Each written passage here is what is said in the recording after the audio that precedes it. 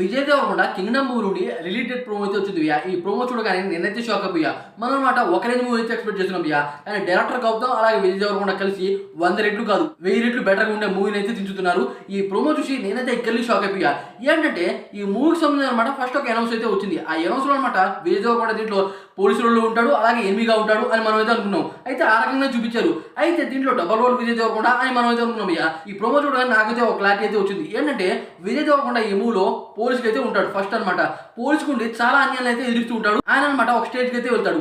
అయితే ఒక స్టేజ్ వెళ్ళగానే అనమాట అతనికి చాలా ఎదురు దెబ్బలు అయితే తెలుగుతాయి. ఆయనే అనమాట జనాల్ని చంపే స్థితికి అయితే వెళ్ళిపోతాడు.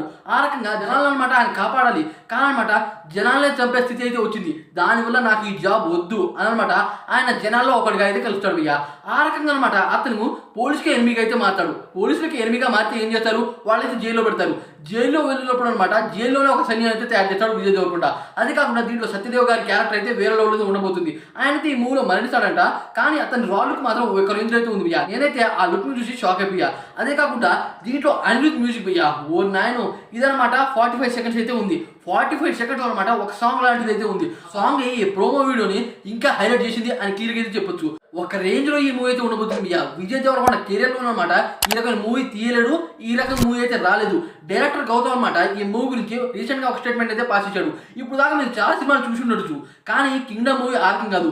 కింగ్డమ్ మూవీ అనమాట మీరు చూసిన సినిమాల కన్నా చేసిన ఎక్స్పీరియన్స్ కన్నా పూర్తిగా వేరే లెవెల్తో ఉంటుంది. కొత్త ఎక్స్పీరియన్స్ ఇస్తా అనమాట డైరెక్టర్ గౌతమ్ గారు చెప్పారు.